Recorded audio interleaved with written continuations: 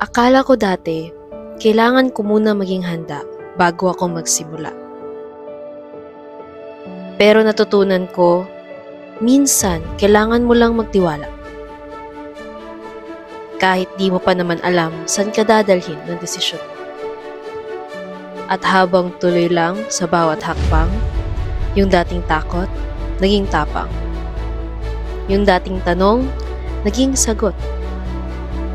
At yung dating imposible, unti-unti nang naging totoo.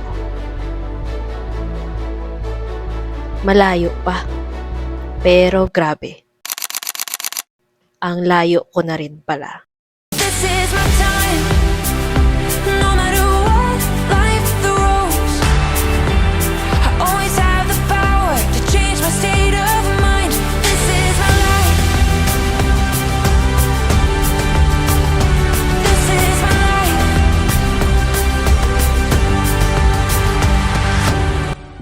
Hi, I'm Shane. I am a college student and because of the pandemic, isa po ako sa mga natigil sa pag-aaral. Of course, alam natin nung time na yon, maraming nag-struggle financially and hindi din po nakatakas yung family ko. And yung pinagkaabalahan ko na lang po that time, nagbantay po ako ng maliit namin na sari-sari store na pagmamay-ari lang din ng mama ko. Dahil anak ako at sari-sari store namin yon, serbisyo na lang yung ginawa ko. Wala po akong sahod, wala akong ipon, wala akong sariling pera. And nakakasawa din yung paulit-ulit na nangyayari. At bilang Gen Z, bilang babae, nangarap din ako na magkaroon ng sariling pera, sariling kita. And of course, para din makatulong sa family ko. So yan yung time na naghanap ako ng opportunity sa online, na kahit nasa bahay lang, pwede ako kumita. So I decided to choose Ascendra International. Nakita ko po siya and I'm so grateful. I'm so thankful kasi kung hindi ko po ito nakita, itong community na meron tayo, wala po ako ngayon rito sa Beijing, China. I remember those times na nakakapanood ako ng mga films, nakakapanood ako sa online ng mga taong nagta-travel sa iba't ibang bansa. And naisip ko lang na, what if kaya mangyari din sa akin? I was a dreamer. Nangarap din po ako na magkaroon ng magandang buhay. Nangarap na makapag-give back sa family. Nangarap to live the best life. And I'm so grateful with Prime Online System na right now, na-experience ko na paunti-unti from travels local, ngayon international naman siya. And grabe, sobra ako na-excite pa sa community kasi if this is our first, I know there will be second, there will be third. And kung ikaw napapanood mo to, I know ito din yung patungo mo dito sa opportunity na to. Kaya I would like to express my deepest gratitude first of all sa nasa taas for making this possible for me. Hindi ako pinabayaan na ito yung nangyaring future sa akin. Thank you so much din, Ma, Pa. Andito na ako sa China.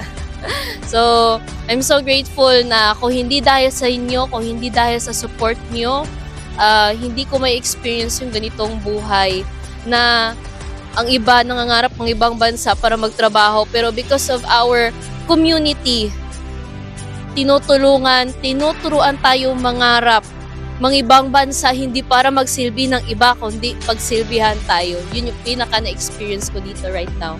And I remember making a video before na dineclare ko na this year, 2025, mangingibang bansa ako, it's either Hong Kong or Japan, pero I'm so grateful na kahit hindi man yun yung binigay, Beijing, China is so beautiful. This is so underrated. Sobrang ganda ng lugar and this is just a province. I love the peace. And ito yung buhay na naghihintay sa atin makapunta ng iba't ibang bansa to experience the life that we all deserve. Thank you so much din sa community natin, Prime Online System, especially kay Mentor Don, kay Mentor Tanya, and our CSO, Mentor Joseph Lim, sa ganitong trip, ganitong pa-travel, sa mindset, sa lahat ng tinuturo sa mga wisdom. And at the bottom of my heart, thank you so much, Digital Master Empire. Dahil kung hindi sa community na to, hindi ako na-open, hindi ako natulungan, hindi ako naturuan, hindi na ilabas yung potential ko, especially Mentor Aldem, Mentor JR, Digital Master, grabe, dati ko lang yung pinangarap maging part ng community na to. And right now, andito na ako and I'm enjoying this life together with them, together with the coaches. And I'm so excited na if this first travel, marami akong nakasama na first time din. Next time, yung mga kasama ko rin sa hub, mga kasama ko rin sa bahay, makasama ko rin sa ibang bansa na din kasi iba talaga yung feeling ngayon na andito tayo. And actually, sobrang lamig. Mamimiss ko tong lamig na to and uulit-ulitin natin ma-experience yung lamig na to. And of course, gusto kong pasalamatan ng mga taong nagtiwala sa akin dito sa journey na to, mga taong katulad ko na dreamer na nag-decide.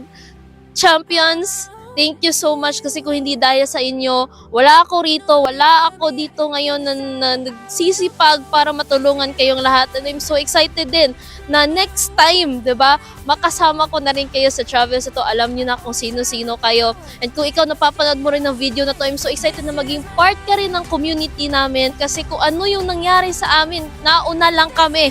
And for sure, merong kasunod and we will make sure na ikaw na yung kasunod.